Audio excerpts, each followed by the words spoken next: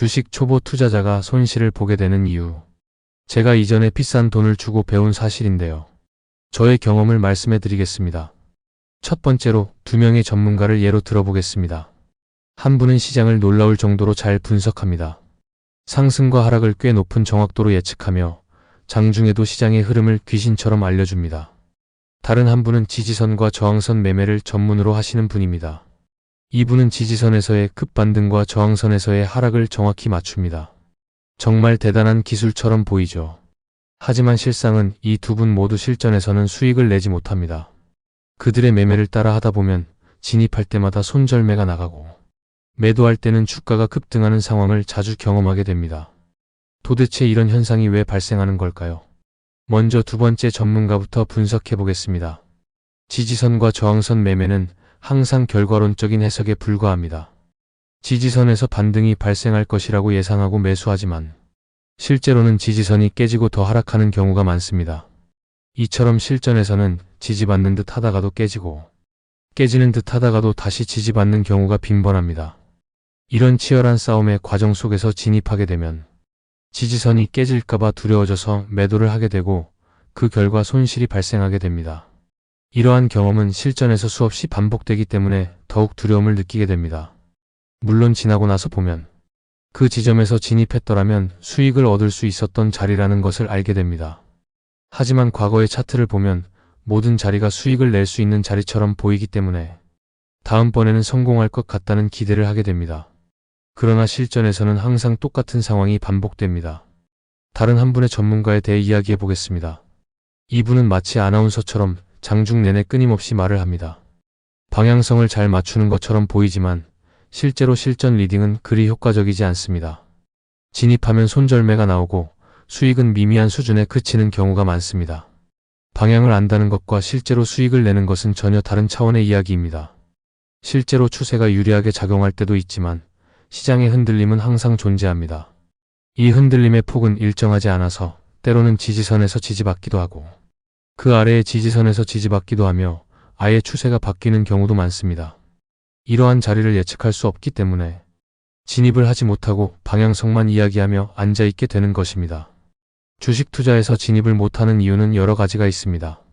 많은 투자자들이 지지선을 기준으로 매매를 시도하지만 실제로 지지선에서 매수했을 때 주가가 더 하락하여 손실을 보게 되는 경우가 많습니다. 예를 들어 지지선에서 매수한 후 주가는 계속 하락하고 결국 손절매를 하게 되는 상황이 발생하죠. 그리고 나서 주가가 다시 원래의 추세를 회복하는 모습을 보이면 다음에는 더 아래의 지지선에서 기다려보게 됩니다. 하지만 그 지지선까지 도달하지 않기도 하고 가끔은 눌림목이 아닌 추세의 전환이 일어나는 경우도 있습니다. 이 과정에서 손실은 더욱 커지기만 하죠. 이러한 경험들은 전문가들도 마찬가지입니다. 그들은 실전에서 진입이 얼마나 어려운지를 잘 알고 있습니다. 그래서 시차를 두고 방향성만 제시하는 경우가 많습니다. 자신의 분석이 맞았다고 자랑할 수는 있지만 실제로 수익을 내는 것과는 거리가 먼 이야기입니다. 그 전문가들 역시 자신의 뷰로 수익을 내지 못하는 경우가 많으니 초보 투자자들이 그들의 전략을 따라 성공할 가능성은 매우 낮습니다.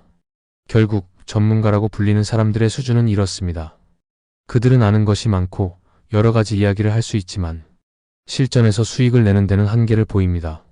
누적 수익 구조라는 것은 그들에게 꿈 같은 이야기일 뿐이죠. 아마 그들 스스로도 그 이야기를 믿지 않을 것입니다. 이 모든 경험은 제가 초보 시절에 비싼 회비를 내며 깨달은 것입니다. 그러니 전문가나 고수를 찾는 것보다는 오히려 말이 많고 자기 포장이 그럴듯한 사람일수록 실제로는 깡통일 가능성이 높습니다. 반면 진짜 고수는 잘 모습을 드러내지 않죠. 그렇다면 도대체 수익은 어떻게 낼 수 있을까요? 단순히 수익이 났다, 손실이 났다 하며 제자리 걸음하는 것이 아니라 제대로 된 누적 수익을 내는 방법은 무엇일까요? 그 답은 두려움과 기대라는 자신의 감정을 인위적으로 컨트롤할 수 있는 방법을 찾아야 한다는 것입니다. 그러기 위해서는 매매의 원칙을 만드는 것이 필수적입니다.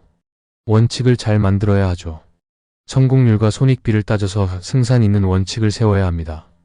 여기서 중요한 것은 컷은 짧고 수익은 길어야 한다는 점입니다. 또한 승산 있는 자리에서만 진입하도록 원칙을 세워야 합니다. 그리고 그 원칙대로만 매매를 진행하면 됩니다. 매매 원칙이 없다면 그저 후구가 되는 것입니다. 그렇기 때문에 당장 매매를 중단해야 할 수도 있습니다. 매매의 원칙을 세우고 이를 지키는 것이 성공적인 투자로 나아가는 첫걸음이 될 것입니다. 지난 차트를 되돌아보며 반성과 복귀를 하는 과정은 투자에 있어 매우 중요한 단계입니다.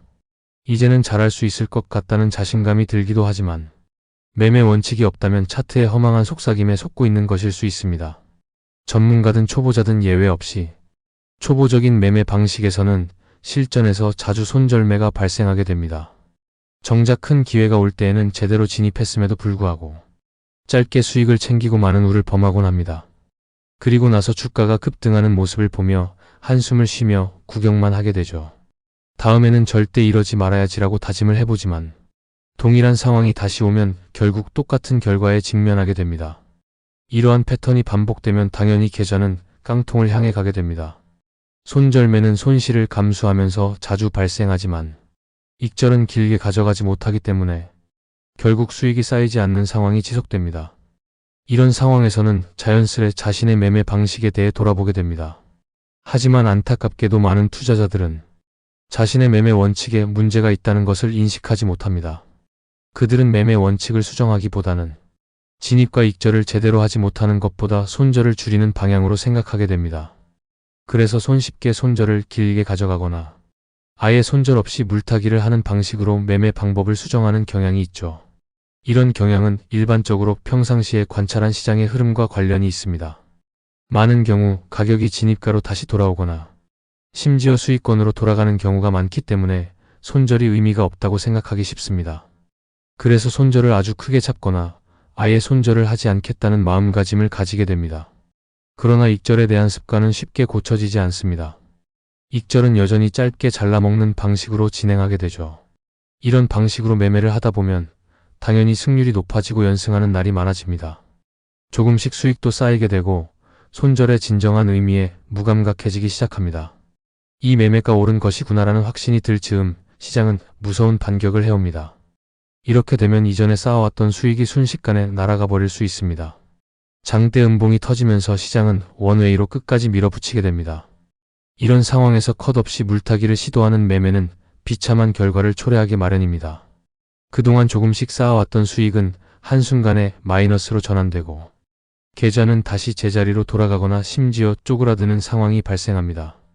이런 경험을 하게 되면 다시금 컷의 중요성과 물타기의 무서움을 깨닫게 됩니다. 짧게 컷을 잡고 도전해보려 해도 진입만 하면 반대로 가고 손실을 잘라내려고 할 때는 주가가 날아가는 모습을 보게 됩니다. 이건 여러분의 잘못이 아닙니다. 여러분은 너무나 정직하고 순수하게 시장의 흐름에 따라 움직이고 있을 뿐입니다. 이 악순환의 고리를 끊어야 합니다. 우선 승산 있는 진입 자리를 반드시 찾아내야 합니다. 승산 있는 진입 자리란 큰 변동성이 발생할 가능성이 있는 자리를 의미합니다. 이때 컷은 짧은 자리여야 하며 이런 자리를 찾지 못한다면 더 이상 매매 성공의 가능성은 없다고 볼 수 있습니다. 물론 이런 자리를 찾는다 하더라도 모든 매매에서 성공하는 것은 아니기 때문에 자주 손절매가 발생하거나 익절에 실패하기도 합니다. 잘못된 자리에서 진입했을 수도 있기 때문이죠. 이런 진입 자리를 찾게 되면 그 다음에는 익절이 문제로 남습니다. 익절에 대해 고민하는 수준은 적어도 크게 잃지 않는 매매를 하고 있다는 의미일 수 있습니다. 하지만 익절에 대한 고민은 보통 심각한 문제가 아닙니다. 사실 계좌가 수익 구조로 가느냐 아니냐를 결정짓는 것은 익절의 성공 여부이기 때문입니다. 청산하면 수익이 날아가고 버티면 본절이 되면서 상황이 애매해집니다. 이러한 문제를 완벽하게 해결하는 방법은 저도 잘 모르겠습니다. 누가 그 해답을 알 수 있을까요? 제가 찾아낸 방법은 하나를 포기하는 것입니다. 즉, 제가 취할 수 있는 것만 취하는 것이죠. 물론 아쉽습니다.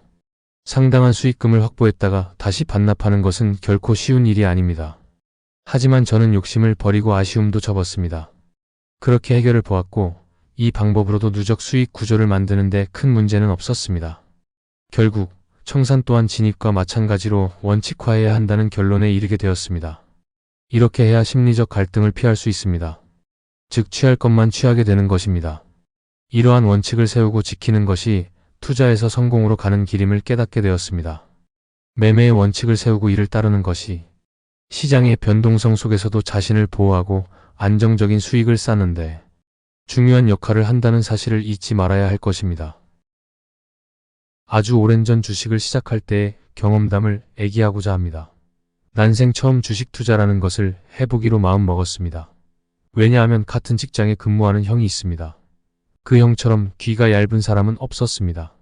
지금도 무슨 정보라면 혹해서 미수물빵합니다. 자칭 주식 투자의 경험이 있다는 말에 무조건 그 말만 따르기로 하고 계좌에 500만 원을 넣었습니다. 개투들의 특징 아시죠? 계좌에 돈 넣자마자 일단 지르는 거. 전 그때부터 깡통에 징후가 있었나 봅니다. 그 형이 신호재지 우선주를 샀다고 하길래 저도 따라서 샀죠. 제 직장이 인쇄소이기 때문에 가장 분석이 가능한 재지주를 샀죠. 당시 매입가는 750원이었습니다. 참고로 제가 주식 시작할 때는 이제 IMF 충격에서 벗어나는 초기였기 때문에 우량주도 무척 저렴하였습니다. 참고로 삼전이 3, 4만 원 정도였죠. 신호재지 우선주를 산 날부터 저는 매일 신문 주식란을 제일 먼저 보게 되었죠. 막 올랐습니다. 기분 띵호하였습니다. 어떤 날은 상한가도 갔습니다. 주식은 너무 쉬운 거였습니다. 어느덧 1250원이 되었습니다. 수익을 계산해보니 300만 원이 넘었습니다. 저는 이걸 팔아서 컴퓨터를 한 대 사고 싶었습니다. 당시 저는 컴퓨터가 없었거든요. 300만 원이면 좋은 것으로 살 수 있었습니다. 그래서 형에게 매도하자고 말했죠. 근데 저는 형의 말에 심장이 멎는 줄 알았습니다. 형은 신호재지 우선주가 1만 5천 원이 간다는 것이었습니다. 1,500원도 아닌 1만 5천 원입니다. 얼른 계산해보니 무려 1억 원 가까이 되는 것이었습니다. 속으로 생각했습니다. 내가 돌았지 겨우 300만 원 벌고 말어 기다리면 1억인데. 그런데 어라. 이상하게 주가가 떨어지기 시작했습니다. 다른 건 계속 오르는데 내 것만 떨어지는 것이었습니다. 결국 600원대까지 왔습니다. 이익은커녕 무진장 손실이 발생하였습니다. 그래 다른 것으로 벌어야지 다시 500만 원 넣습니다. 당시는 증권사에 전화로 주문을 해야 했습니다. 어떤 것을 살까 하다가 신문 주식 시세란을 보니까 한일합섬이란 회사가 눈에 확 들어왔습니다. 당시 가격이 520원 와 싸다. 저는 이렇게 싼 주식도 있다니 하면서 다른 사람이 다 사갈까봐 얼른 전화 주문을 냈습니다. 550원에 사달라고. 잠시 후에 전화했습니다. 체결되었습니까? 체결이 아직 안 되었습니다. 왜 더 비싸게 주문했는데 체결이 안 됐냐고. 혹시 놀다가 내 거 늦게 주문내서 안 사진 것 아니냐고 따졌습니다. 그랬더니 여직원 관리 종목은 30분마다 체결돼요. 이게 뭔 소리야? 관리는 또 뭐야? 저는 그날 밤 관리 종목이 뭔지 연구하기 시작했습니다. 관리 종목이란 부실한 회사로서 30분마다 한 번씩 체결된다는 것을 배웠습니다. 그리고 한일합섬은 결국 550원에 체결이 되었고 당일부터 떨어지기 시작했습니다. 결국 또 꽉 물리고 말았죠. 그런데 한 가지 사실을 발견하게 됐습니다. 공시라는 것이 나면 주가가 치솟는 것이었습니다. 형에게 물어봤죠. 형은 공시는 회사 사정을 투자자에게 알리는 것이므로 무조건 좋은 것이라고 했습니다.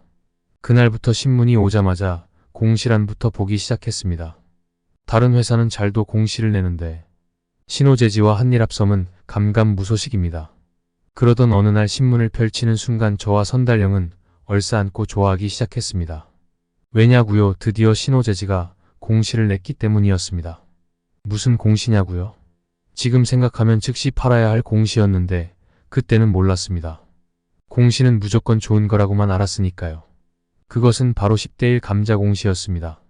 어쨌든 사정을 모르는 형과 저는 이제 진짜 1만 원을 향해 가나보다 하고 기쁨을 주체할 수 없었습니다. 수시로 증권사에 전화를 해서 시세를 물어보았습니다. 그런데 하한가였습니다. 이럴 수가 공시가 났는데 오르지는 못할 망정 하한가라니. 그때 또 한 가지 사실을 알았습니다. 공시란 게 다 좋은 것은 아니라는 사실을요. 신호재지를 약 20여일간의 거래 정지 후 거래가 시작되었는데 오르기 시작하였습니다. 우리는 이것을 폭등의 전주곡인 줄 알고 너무나 기뻐했습니다. 그러나 그것은 폭등의 전주곡이 아니고 폭락을 알리는 서막에 불과했습니다. 결과 우리는 3,000원 근방에 갠신히 팔고 나왔습니다. 그리고 한일합섬도 빌빌대더니 결국 320원에 겨우 팔았습니다. 우리는 또 한 가지 사실을 알았습니다. 싸다고 좋은 게 아니구나. 그래서 우리는 비싼 우량주를 매매하기로 결정했습니다. 일단 실탄을 더 보충하고 우리는 초우량주 3전을 샀습니다. 72,000원에 몰빵했습니다. 역시 우량주는 다르더군요. 바로 8만 원을 갔습니다. 우리는 꿈에 부풀었습니다. 역시 우량주가 우리를 먹여 살리는구나. 본전을 찾을 수 있다는 희망이 보였습니다. 그런데 이놈의 삼전도 공시를 내는 것이었습니다. 유상증자를 한대나 뭐래나. 우리는 공시에 열라된서리를 맞은 상태라 무조건 팔았습니다. 7만 5천 원대에 결국 6만 8천 원대까지 떨어지더군요. 우리는 속으로 쾌재를 불렀습니다. 그러면서 속으로 이런 바보들 공시가 났는데 그걸 모르고 사는 놈들도 있다니. 우리는 얼마 후 거의 혼절하고 말았습니다. 삼전이 10만 원대까지 가 있는 것이었습니다. 폭도 지지리도 없지. 그때부터 저는 한국에서 제일 복없는 놈으로 자리매김하기 시작하였습니다. 우리는 점차 겁이 나기 시작했습니다. 과연 본전을 찾을 수 있을까? 그런데 며칠 후 저는 신문 한쪽 귀퉁이에 조그만 시세판이 따로 있는 것을 보았습니다. 그 유명한 코스닥이었습니다. 그래서 자칭 전문가인 형에게 물었죠. 이건 뭐냐고. 형 왈 그런 건 절대 사면 안 돼 망하는 회사요. 여기 봐 회사 개수도 적잖아. 하기야 당시 코스닥에는 20여 개 회사 시세밖에는 없었습니다. 그런데 매일 신문을 봐도 코스닥 회사들은 연일 상한가를 치는 것이었습니다. 저는 자칭 전문가, 형 몰래 전화기를 들었습니다. 그리고 주문을 냈습니다. 서울 시스템 2000주요. 결국 4,200원에 샀습니다. 서울 시스템은 당시 저희가 사용하는 인쇄 프로그램을 만드는 회사여서 친근감이 들어서 샀습니다. 나머지 코스닥은 뭐하는 회사인지도 몰랐습니다. 골드뱅크라는 처음 듣는 은행도 있었고, 테라라는 구두를 만들 것 같은 회사도 있었고, 중앙석유라는 석유 가게도 있었고, 동특이라는 동쪽의 특이한 회사도 있었습니다. 당시 서울 시스템은 액면가 5,000원 상태에서 4,000원 부근에 있었습니다. 그것도 약 1,000원 부근에서 오른 것이었습니다. 저는 내일이 오기만을 기다렸습니다. 그 다음날 역시 코스닥은 저의 기대를 저버리지 않았습니다. 다음날 서울 시스템은 이틀 내리 상한가를 갔습니다. 저는 혼자만 매수한 것이 미안하기도 했지만 당시는 너무나 기뻤습니다. 그런데 그 뒤로 주라한가 3번을 치더군요. 오히려 다시 마이너스입니다. 환장했습니다. 그렇지만 빛이 보였습니다. 그래 코스닥만 매매하자. 형도 내가 맞아본 상한가 2방의 현혹이 되어 형과 저는 코스닥의 불구덩이로 뛰어들었습니다. 그 당시부터 HTS 사용자가 조금씩 생겨났습니다. 그 당시 주식 매매를 해보신 분은 아시겠지만 당시는 전용선이 아닌 전화선을 이용해서 접속을 했었습니다. 끊어지기도 잘 끊어지고 접속도 잘 안 되었습니다. 그래도 객장에 직접 가지 않고 수수료도 싼 HTS를 이용하여 매매를 하니 재미도 있고 신기하기도 하였습니다. 그래서 하루에도 몇 번씩의 매매를 하였습니다. 저도 모르게 데이트레이더가 되어버렸죠. 어쨌든 우리는 둘 다 자칭 전문가가 되어버렸습니다. 어쩔 때는 서로 먼저 주문을 내려고 다툴 때도 있었습니다. 혹시 그때를 아십니까? 당시는 코스닥 전산 회선이 부족해서 2시쯤 주문 내면 저녁 8시쯤에나 체결 확인이 가능했던 때였습니다. 그런데 아무리 매매를 자주 해도 수익이 발생하지 않는 것이었습니다. 그때 당시 코스닥 종목 중에서 매매를 안 해본 종목이 드물 정도였습니다. 화인텍, 골드뱅크, 대하패션, 중앙석유, 흥구석유 등등. 지금 와서 생각해보면 그때 당시 주식해서 특히 코스닥을 해서 수익 못 낸 사람들은 우리뿐일 겁니다. 아무든 별 성과를 거두지 못하고 있을 무렵 신문 경제란에 눈에 확 띄는 광고가 우리 둘을 사로잡았습니다. 그것은 바로 투자 방법과 종목을 알려준다는 강연의 광고였습니다. 이렇게 쉬운 방법이 있다니. 우리는 그동안 맘 고생한 것이 억울할 정도로 기뻐하였습니다. 그 주부터 주말마다 우리는 강연회를 쫓아다니기 시작했습니다. 결국 그 말 듣고 와서 매매했다가 손실만 보고 자칭 왕개미라는 사람과 전화로 싸움질까지 하였습니다. 그 뒤로는 강연회 절대 안 갔습니다. 좀 우스운 얘기지만 당시 같이 갔던 한 아저씨는 강연회 소장님 말만 듣고 전 재산을 주식에 몰빵한 사람도 있었습니다. 이쯤에서 정말 일생에 한 번 올까 말까 했던 매매를 소개합니다. 제가 출장을 갔다 왔는데 형이 이상한 주식을 매수했다고 하더라고요. 뭔가 봤더니 섬유공장 회사 주식이었습니다. 그래서 얼마나 그리고 왜 샀냐고 물어보니 당시 액면가 5,000원 기준으로 5,400원에 200주를 매수했다고 했습니다. 형왈, 이 회사는 재경부가 지분을 가지고 있기 때문에 망하지는 않을 거야. 저는 다짜고짜 형 인터넷이 최고여. 인터넷 회사를 쌓아야지. 섬유는 뭔 섬유회사요. 당장 팔어. 회사 망하기 전에. 형은 회사가 망할지도 모른다는 소리에 다음날 팔았습니다. 거래도 거의 없는 주식을 어떻게 200주나 샀는지 어쨌든 갠신히 팔았습니다. 5,700원에 팔았습니다. 우리는 그래도 조금 이익이 났다고 저녁에 맛있는 거 사 먹었습니다. 저는 형이 지금도 그 주식 얘기를 할 때면 할 말 없습니다. 그 섬유회사 이름은 신하나섬이었습니다. 그 회사 주가는 액면가 100원으로 25,000원까지 갔었습니다. 당시를 생각하니 또 미안해집니다. 그래서 결심했죠. 그래, 기술적 분석을 배우자. 기술적 분석을 배우기 위한 첫 단계는 모든 초보들이 경험하는 것처럼 우리도 먼저 전화 700에 귀를 기울였습니다. 그 당시 주식을 매수한 후에는 꼭 700을 들었습니다. 이제 생각해보니 순서도 잘못되었습니다. 매수 전에 들었어야 되는데. 그런데 700에서 하는 얘기는 이해할 수가 없었습니다. 음봉이 어쩌고 이평선이 어쩌고 저쩌고 주절주절. 들어보신 분은 아시겠지만 700 열나 비쌉니다. 어느 달은 요금 고지서 보고 혼절할 뻔했습니다. 기십만 원이 나온 적도 있었습니다. 그래서 우리는 책을 사서 배우기로 했습니다. 일단 서점으로 달려가서 왕창 샀습니다. 며칠 후에 책 읽는 것도 포기했습니다. 책의 내용 역시 이해가 안 갔습니다. 그 사이 손실은 눈덩이처럼 불어났습니다. 그런데 어렵쇼. 소 뒷걸음질의 쥐를 한번 잡지 않았겠습니까? 우리는 가산전자라는 주식을 몰빵을 했는데 그 회사가 유상증자 공시를 낸 것이었습니다. 당시 유상증자 공시는 점상 10번 거리는 좋게 됐었습니다. 우리 둘은 난리가 났습니다. 이제 뭔가 되나 보다. 예상대로 점상이 시작됐습니다. 3번의 점상. 우리는 미리 한 보름치 점상 가격을 계산하기에 놓기까지 했습니다. 아쉽게 7번에서 상이 그쳤지만 저희는 손실 복구 다 했습니다. 오히려 약간의 수익이 났습니다. 그날의 기쁨이란 환희 자체였습니다. 그런데 당시에 그 며칠이 지금까지의 주식 투자 기간 중 유일하게 손실이 없었던 기간이었습니다. 저희의 자신감은 누구도 말릴 수가 없었습니다. 기술적 분석이고 뭐고 증자 공시만 눈이 벌겋도록 쫓아다녔습니다. 그런데 공시가 나면 도저히 매물이 없어서 살 수가 없었습니다. 왜냐하면 당시는 증자가 테마였기 때문에.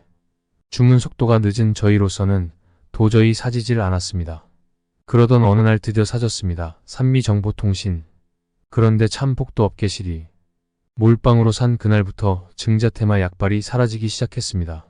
어하더니만 손도 못 쓰고 유상, 무상 다 받고 말았습니다. 증자를 받은 덕에 주식수가 늘어 배가 빨갛게 불렀습니다. 반토막이 났습니다. 다시 기술적 분석을 배워야 한다는 마음이 절실해졌습니다. 수소문 끝에 서울의 한 고수에게 1:1 미팅을 했습니다. 기본적인 몇 가지를 배웠는데 그 중에 하나가 세력의 존재였습니다. 저희는 세력 그 한마디에 뿅 갔습니다. 듣자 하니 세력주는 기본 500%의 수익이 난다고 하더군요. 센 세력은 1000%도 날린다더군요. 저희는 그날부터 세력주만 찾아다녔습니다. 그러던 중 모 증권 사이트 공개 게시판에서 어느 고마우신 분께 특급 정보를 얻었습니다. 다음날 저희는 아침 일찍 그 종목을 매수하기로 하고 못 살까봐 상한가로 미수 몰빵을 질렀습니다. 모 철강 주식이었습니다. 그런데 그 종목은 초소형주로서 거래량이 얼마 안 되었기 때문에 저희 두 사람이 상한가 매수 주문을 넣어서 아침 동시호가에 상한가를 가고 말았습니다. 저희는 상한가에 기뻐서 어쩔 줄을 몰랐습니다. 우리가 상한가를 만들어 놓고 상한가 가서 좋아했던 것입니다. 그런데 이상하게도 후속 매수세가 전혀 들어오지 않았습니다.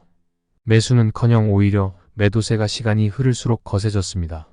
그날 종가는 보합 수준에서 끝났고 내리 이틀이 더 빠졌습니다. 결국 미수를 정리해야 하기 때문에 저희는 손실을 무릅쓰고 매도했습니다. 손실 열나 심했습니다. 그런데 이럴 수가. 우리가 팔고 난 다음 날부터 주가가 오르기 시작하더니 단기간 20일 동안 3배 가까이 폭등을 하였습니다. 우리가 매수한 가격 12만원, 매도가 97,000원. 며칠 후 27만원. 그 주식은 정말로 세력이 있었습니다. 우리는 그때 처음으로 세력주를 경험하였습니다. 저희는 세력으로부터 쓴맛을 보고 공포를 맛보았습니다. 하지만 그 높은 수익률을 눈으로 확인하였기 때문에 위로가 됐습니다. 다시 1:1 미팅으로 기술적 분석을 배운 분에게 찾아가 세력주의 특징 몇 가지를 배워왔습니다. 그 중 한 가지가 대량 거래가 터진 후 거래가 급감하며 주가가 몇 개월간 횡보하는 주식을 찾으라는 것이었습니다. 저희는 증권사에서 주는 상장회사 핸드북을 가지고 틈 날 때마다 조그맣게 나와 있는 거래량 차트를 보며 그런 회사를 찾기 시작했습니다. 특히 화장실에서 오래 들여다보는 바람에 형은 치질이 심하게 생겼습니다. 하지만 그깟 치질이 문제이겠습니까? 본전 찾아서 수술하면 되니까. 아무튼 상장회사 핸드북이 다를 정도였습니다. 그러던 중 코스닥에 있는 보물을 발견했습니다. 차트를 보니 대량 거래를 터뜨리고 오랫동안 횡보하는 중이었습니다. 이거다, 따봉 신봤다 외쳤습니다. 다시 한번 가산전자에 감동이 밀려왔습니다. 차트상 완전한 세력주였습니다. 다시 실탄을 저장하고 이번에는 분할 매수에 들어갔습니다. 지난번에 전철을 밟지 않기 위해서. 워낙 주식수와 유통수가 적다 보니 사모으기도 힘들었습니다. 형과 저는 다시 몰빵을 했습니다. 그런데 매수 완료 후 수일이 지났는데도 주가에 변함이 없었습니다. 자, 그러면 나타나는 증상이 무엇일까요? 전화 700에 손이 갔습니다. 서론만 연락 길더니 그 종목은 녹음도 안 돼 있었습니다. 그 다음은 어디이겠습니까? 회사 주담에게 전화를 했습니다. 여러분도 주담과 통화를 해보셨겠지만 솔직히 뭐 얻어지는 게 있습니까? 하지만 거의 매일 전화를 했습니다. 나중에는 주담이 목소리도 알더군요. 주담이 없을 때는 이사를 붙잡고 늘어졌습니다. 사장과도 통화를 시도했지만 실패했습니다. 지성이면 감천이라고 주담과 친분이 쌓였습니다. 하지만 친분이 뭐 중요합니까? 수익이 중요하지. 둘 다 몰빵을 했으니 매매를 할 수도 없고 하루에 몇천 주 거래되는 주식을 하루 종일 들여다 볼 수도 없으니 시간이 남아돌 수밖에요. 우리 때문에 주담만 죽어났습니다. 참다 못해 하루는 톡 까놓고 주담에게 얘기를 했습니다. 전에 대량 거래가 터진 것으로 봐서 세력이 들어온 것 같은데 왜 작전 안 하냐고. 지금 생각해보면 아마 그 주담 황당했을 겁니다. 그런 식으로 진진발의를 내리니까 아주 괴로워하더군요. 다시 주담에게 톡 까놓고 얘기를 했습니다. 그때 대량 거래 터질 때 그 물량 누가 받아갔냐고. 번갈아가며 고문을 가하는 통에 참다 못한 그 회사 이사가 불더군요. 당시 임시주총 관계로 주주명부를 폐쇄해보니까 특수관계인이 아닌 몇 사람이 약 15%의 주식을 가지고 있더라고요. 이제 생각해보면 그 이사님이 저희에게 더없이 큰 선물을 준 것이었습니다. 저희는 그 주주들의 주소를 알 수 없냐고 또 진진발의를 내리기 시작했습니다. 그리고 결국 알아냈죠. 그런데 몇 사람의 주소가 비슷비슷한 것이었습니다. 감이 왔습니다. 이거다. 저희는 그 주소와 이름을 가지고 전화번호를 찾기 시작했습니다. 그런데 모두 전화국에 등재가 안 되어 있는 것이었습니다. 저희는 다시 고심 끝에 그중 지분율이 가장 높은 사람에게 등기 우편을 보내었습니다. 내용은 그 회사 주식을 가지고 있는 거덜난 개미인데 좀 도와주십시오. 연락 기다리겠습니다. 꼭 좀 연락 주세요. 솔직히 보내면서 과연 연락이 올까 미심쩍었습니다. 그런데 며칠 후 뜻밖에도 전화가 왔습니다. 자신이 그 사람은 아닌데 편지 내용이 무슨 뜻이냐고. 저희는 정말 호소하듯이 사정을 얘기했습니다. 그 사람은 무슨 말인지 모른다고 하면서 전화를 끊더군요. 저희는 아닌가 보다 절망에 쌓였습니다. 지금 생각해보면 우리가 참 멍청했습니다. 왜냐하면 그 사람 주소가 명동이었거든요. 아시죠? 명동에는 사채가 많다는 것을. 저희는 모든 희망이 사라지자 할 수 없이 손절을 했습니다. 그땐 정말 눈물 나더군요. 우리가 물량을 던지자마자 날아갔습니다. 700%까지. 우리도 조금만 먹여주지. 이런 게 이 주식의 세계였습니다. 다음에는 아예 세력들과 미팅했던 사건을 소개하겠습니다. 이제 세력주의 고수익을 두 번이나 눈앞에서 놓친 우리는 한마디로 세력주에 미쳤습니다. 게시판에 세력주다 라고 누가 띄우면 그 종목은 절대로 그냥 보내지 않았습니다. 한 번씩은 꼭 매매를 해보았습니다. 결과는 아시죠? 날탕. 신문 주식 시세표를 펴놓고 전 종목을 다 검색한 적도 몇 번 있었습니다. 그러던 어느 날, 그날도 어김없이 게시판에서 열심히 세력을 뒤지고 있는데 글 제목이 세력주에 관심 있는 분이었습니다. 아마 지금 그런 글을 읽으면 웃어버릴 겁니다. 제가 얼른 클릭을 해보니까 내용을 아무것도 없었습니다. 저는 즉시 그 필명으로 메일을 보냈습니다. 저 세력주에 무지 관심 많아요. 답장을 쓰고 다시 게시판에 와보니 그 제목이 지워졌더군요. 에이, 누가 장난을 쳤구나 속만 상했습니다. 그런데 다음날 메일이 왔습니다. 그리고 그날 밤 채팅을 했습니다. 저는 다시 붙잡고 늘어지며 매달렸습니다. 그쪽에서 그러더군요. 얼마나 손실이 났느냐고. 저는 실제 제가 손실난 것보다 약간 더 보태서 말했습니다. 그런데 뜻밖의 제의를 하는 것이었습니다. 자기와 같이 주식하는 사람들이 정기적으로 모여서 식사를 하는데 한번 오겠냐고 자신의 핸드폰 번호까지 알려줬습니다. 저는 감동 그 자체였습니다. 세상에 이런 좋은 사람도 있구나. 약속 장소는 대전이었습니다. 제가 사는 곳에서 대전은 조금 멉니다. 하지만 거리가 문제입니까? 세력이 모이자는데 저는 일부러 옷도 허름하게 입고 좀 초췌한 모습으로 갔습니다. 사실 저는 깔끔하게 가려고 했는데 형이 그렇게 가면 그 사람들이 손실난 거 안 믿는다고 꾀죄죄하게 가라고 해서 그렇게 갔습니다. 그리고 떠나는 저에게 형은 넌 밥 먹지 말고 그 사람들이 무슨 종목 얘기하는지만 잘 들으라고 했습니다. 그 세력들 몰래 그 종목 사서 본전 찾자고. 저는 알았어 형. 걱정 마. 아까 잘 들으려고 귀지도 파냈어 라며 비장한 어조로 대답했습니다. 대전에 도착해서 그 식당으로 갔습니다. 가서 보니 뜻밖에도 상당히 젊은 사람들이 있었고 6명이 모였습니다. 저까지 7명. 간단히 통성명를 하고 식사를 했습니다. 그런데 형이 밥 먹지 말고 잘 들으라는 말은 생각이 안 나고 밥부터 먹어댔습니다. 저는 세력은 돈을 잘 버니까 비싼 곳에서만 식사를 할 줄 알았는데 그때 문어철판구이 1인분에 6,000원짜리를 먹더라고요. 쫀쫀하게. 다음에 커피를 마시며 얘기를 시작했습니다. 얼마나 손실을 입었는지, 무슨 종목을 매매했는지 등등. 저는 사실대로 다 얘기했습니다. 그리고 좀 도와달라고 진심으로 부탁을 했습니다. 그랬더니 대답은 미루고 또 다른 얘기만 하는 것이었습니다. 골프 친 얘기, 자동차 얘기, 어디 갔던 얘기. 저는 그냥 듣고만 있었습니다. 그러다가 거의 헤어질 즈음 혹시 모모 회사를 들어봤냐고 묻더군요. 사실 전 그런 회사가 있는 줄도 몰랐습니다. 내일부터 그 회사 주식을 조금씩 사서 평균 단가에 100% 수익만 나면 무조건 던지라고 하더군요. 저는 열나 실망했습니다. 아니 세력이 100%가 뭐야 100%가. 저 바보 맞죠? 100% 수익률이면 얼마나 대박인데. 요즘은 물론 일주일 만에 몇십 %의 수익을 내시는 분도 있으시겠지만 제가 제정신으로 돌아와서 단 10%의 수익이 얼마나 높은 수익인지 절실히 느끼고 있습니다. 하지만 어쨌든 당신은 열나 실망하고 집으로 왔습니다.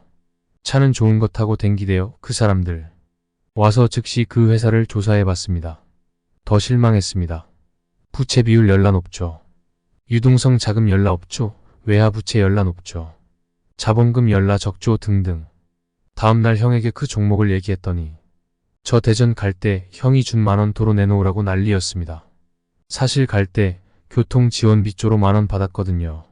참 이상하지요. 날릴 때는 하루에는 몇십, 몇백을 날릴 때가 수두룩한데 주식이 아닌 다른 생활에서는 1, 2만 원이 아쉬우니 말입니다. 그래서 아내에게 항상 미안합니다. 하지만 저는 안 내놓고 끝까지 버텼습니다. 형은 속았다고 했습니다. 저도 속은 것 같았습니다. 식사 메뉴가 6,000원짜리 문어철판 구이일 때부터 알아봤어야 했는데 하지만 대전 갔다 온 것이 억울해서 제 보유금의 3분의 2일 정도 샀습니다.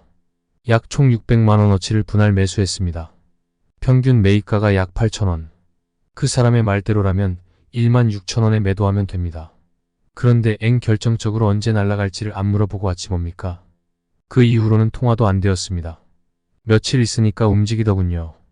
12,000원까지 갔습니다. 그러더니 다시 9,000원까지 밀리지 않겠습니까? 여러분도 아시겠지만 주가가 막 상승하다가 느닷없이 떨어져서 매수가 근처까지 오면 얼마나 불안합니까?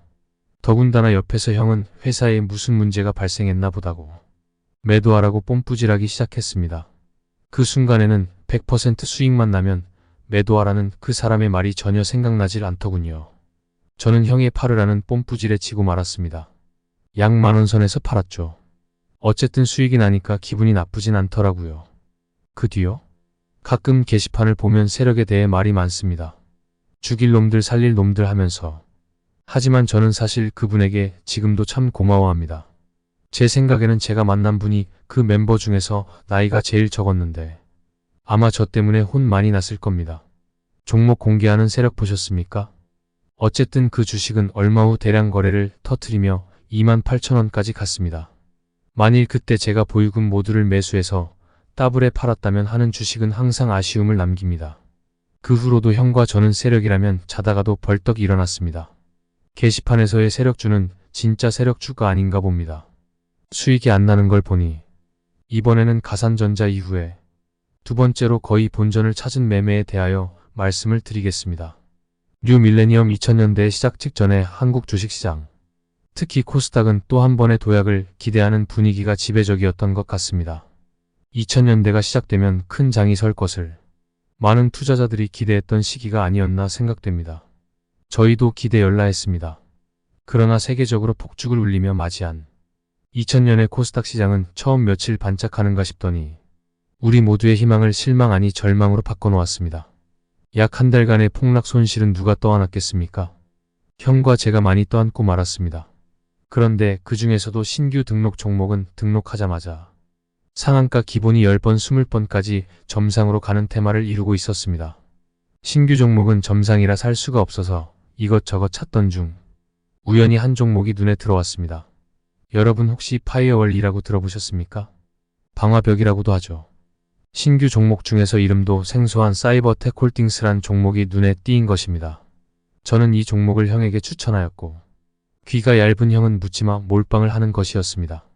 이 종목도 신규 등록 후 약 20회 정도 점상친 종목인데 그 후에 하락식이었습니다. 사기 전에 뭐하는지도 모르고 사버린 다음에 알아보니 형왈 방화벽 이거 뭐야? 소방회사잖아. 아파트 방화문 만드는 전문회사인가? 그럼 건설주잖아. 에이 상관없어. 솔직히 주식하려면 영어도 약간 알아야 될 것 같습니다.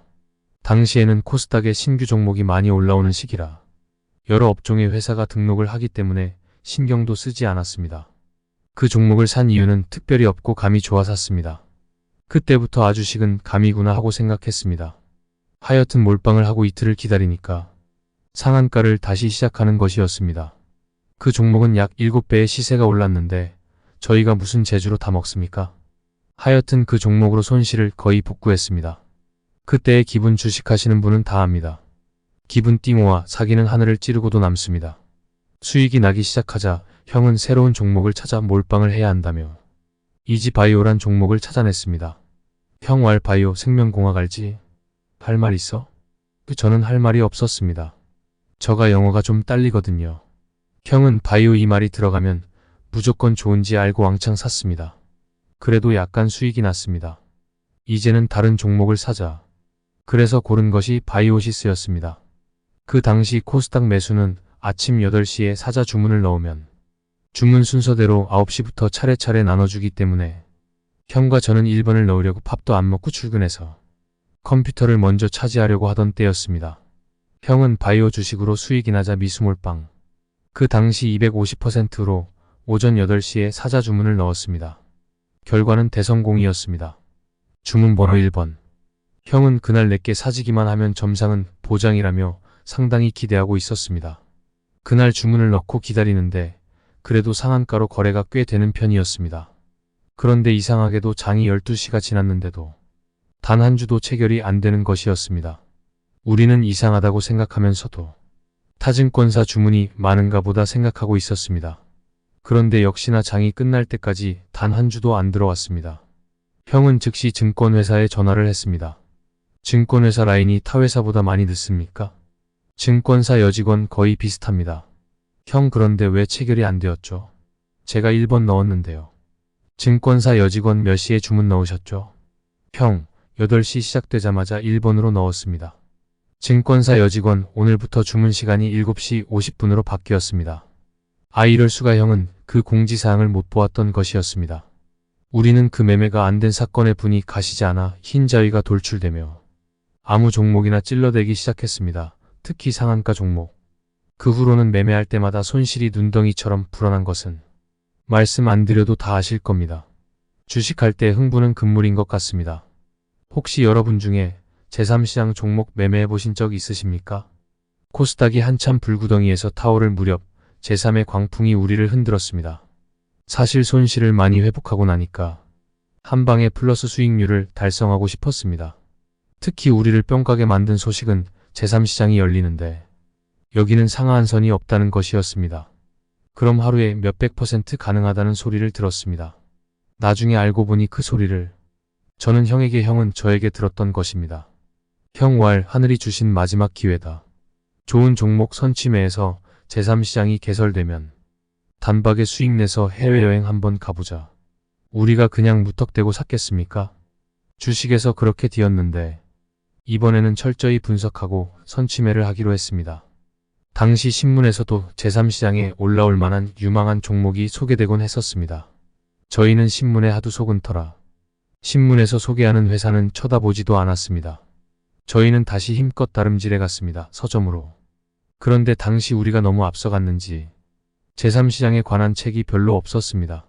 전 서점을 다 뒤지던 중 이런 책도 있다니 저희는 입을 다물 수가 없었습니다. 제3시장 가이드란 책이었는데 거기에는 우리가 듣도 보도 못한 회사들의 알토란 같은 정보가 가득 차 있었습니다. 우리는 그 책을 보며 종목 분석에 들어갔습니다. 당시 그 책에는 코스닥에 있는 인바이오넷과 같은 회사의 정보도 들어 있었습니다. 그래도 저희가 보는 눈이 있어서 인바이오넷을 사려고 회사와 명동의 채권 시장에 전화무지했었습니다. 인바이오넷 같은 회사는 지분을 다 연구하시는 박사님들이 가지고 있다고 했습니다. 저는 그 박사님 중에 급전이 필요하신 분 없으시냐고, 그분 지분 중에 조금만 팔면 안 되냐고 떼도 써봤습니다. 결국 못 샀습니다. 그래서 당시 인기 있던 몇몇 종목을 사려고 노력했지만 너무 비싸거나 매물이 없었습니다. 당시는 제3시장에 대한 기대가 워낙 높았습니다. 그러던 중 유일하게 약간의 남아있다는 회사를 찾아냈습니다. 그 회사는 제3시장에 등록되어 있는 K사입니다. 당시 저희 그 격리 담당자에게 사정을 했습니다. 주식 좀 달라고. 그 사람은 무슨 선처나 베풀듯이 한 500주 사가라고 했습니다. 주당 5만원에. 저희는 그분이 너무 고마웠습니다. 그러면서 나중에 수익이 나면 그분에게 꼭 보답하자고 약속도 했었습니다. 그 회사는 얼마 후 액면 분할과 90%의 무증을 하였습니다. 시간이 흘러 제3시장이 개설되었고 첫 번째 회사로 고려정보통신이 올라왔습니다. 저희는 모든 촉각을 곤두세우며 거래를 지켜보았습니다. 사실 그 회사가 등록되기 전에 주식을 저희가 사려고 했는데 매물이 없어서 못 샀었습니다. 당시 매매가가 약 만원이었습니다. 그 회사는 등록되자마자 당일 9만원, 다음 날에는 10만원까지 가는 것이었습니다. 저희는 소름이 다 돋았습니다. 이제 됐다 계산해보니 10배만 올라도 2억이었습니다. 저희는 K가 등록되기만을 손꼽아 기다렸습니다. 그런데 기다리는 동안 서서히 제3시장의 문제점과 열기가 사그러들기 시작했습니다. 그러더니 제3시장 폐지론까지도 거론이 되는 것이었습니다. 저희는 결국 820원에 정말 갠신히 팔았습니다. 단 한 번 사고 단 한 번 팔았는데 투자금의 대부분이 손실났습니다. 저희는 할 말을 잊었습니다. 그 후 그 주식 제3시장에서 160원에 거래되더니 사려져 버렸습니다.